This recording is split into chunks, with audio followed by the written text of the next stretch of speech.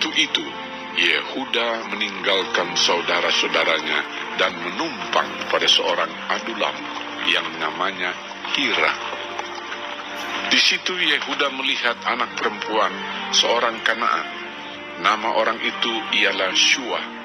Lalu Yehuda kawin dengan perempuan itu dan menghampirinya. Perempuan itu mengandung, lalu melahirkan seorang anak laki-laki dan menamai anak itu Er. Sesudah itu perempuan itu mengandung lagi, lalu melahirkan seorang anak laki-laki dan menamai anak itu Onan. Kemudian perempuan itu melahirkan seorang anak laki-laki sekali lagi dan menamai anak itu Shelah. Yehuda sedang berada di Kezib ketika anak itu dilahirkan. Sesudah itu Yehuda mengambil bagi Er, anak sulungnya, seorang istri yang bernama Tamar. Tetapi Er, anak sulung Yehuda itu adalah jahat di mata Tuhan, maka Tuhan membunuh dia. Lalu berkatalah Yehuda kepada Onan, "Hampirilah istri kakakmu itu, kawinlah dengan dia sebagai ganti kakakmu, dan bangkitkanlah keturunan bagi kakakmu." Tetapi Onan tahu bahwa bukan ia yang empunya keturunannya nanti.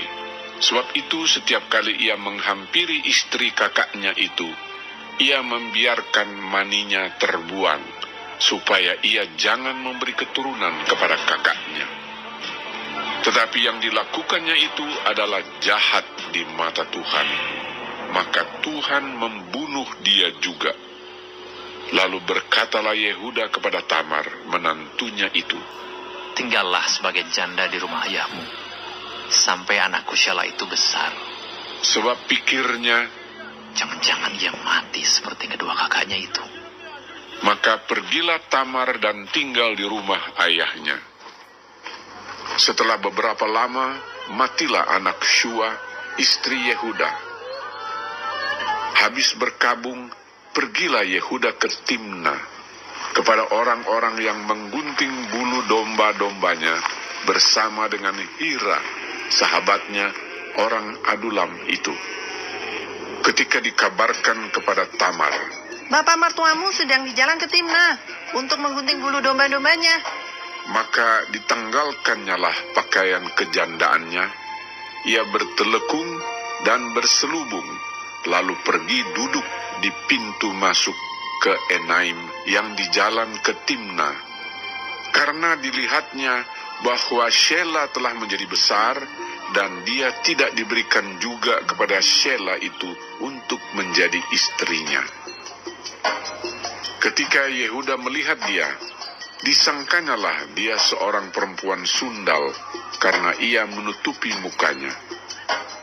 Lalu berpalinglah Yehuda mendapatkan perempuan yang di pinggir jalan itu, serta berkata, "Marilah, aku mau menghampiri engkau." Sebab ia tidak tahu bahwa perempuan itu menantunya. Tanya perempuan itu, "Apakah yang akan kau berikan kepadaku jika engkau menghampiri aku?" Jawabnya, "Aku akan mengirimkan kepadamu seekor anak kambing dari kambing dombaku." kata perempuan itu. "Asal engkau memberikan tanggungannya sampai engkau mengirimkannya kepadaku." Tanyanya, "Apakah tanggungan yang harus kuberikan kepadamu?" jawab perempuan itu, "Cap materaimu, serta kalungmu, dan tongkat yang ada di tanganmu." Lalu diberikannya semuanya itu kepadanya, maka ia menghampirinya. Perempuan itu mengandung daripadanya. Bangunlah perempuan itu, lalu pergi. Ditanggalkannya telekungnya, dan dikenakannya pula pakaian kejandaannya. Adapun Yehuda, ia mengirimkan anak kambing itu dengan perantaraan sahabatnya, orang Adulam itu, untuk mengambil kembali tanggungannya dari tangan perempuan itu, tetapi perempuan itu tidak dijumpainya lagi. Ia bertanya-tanya di tempat tinggal perempuan itu, "Di manakah perempuan jalang yang duduk tadi tadinya di pinggir jalan di Enaim itu. Jawab mereka. Tidak ada di sini perempuan jalang. Kembalilah ia kepada Yehuda dan berkata, Tidak ada kujumpai dia. Dan juga orang-orang di tempat itu berkata, Tidak ada perempuan jalang di sini. lalu berkatalah Yehuda, Biarlah barang-barang itu dipegangnya, supaya kita jangan menjadi buah olok-olok orang. Sungguhlah anak kambing itu telah kukirimkan, tetapi engkau tidak menjumpai perempuan itu. Sesudah kira-kira 3 bulan dikabarkanlah kepada Yehuda, Tamar menantumu bersundal, bahkan telah mengandung dari persundalannya itu. lalu kata Yehuda, Bawalah perempuan itu, supaya dibakar.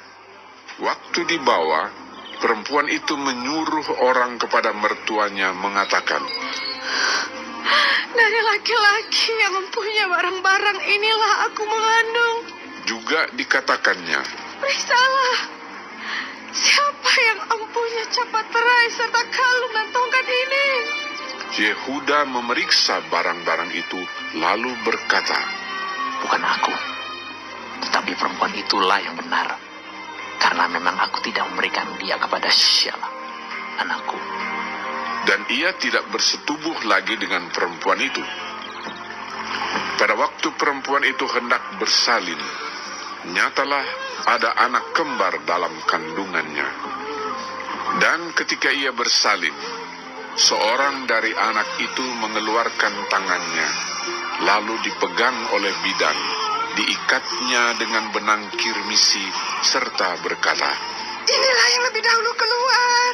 ketika anak itu menarik tangannya kembali, keluarlah saudaranya laki-laki, dan bidan itu berkata, Alangkah kuatnya engkau menembus keluar.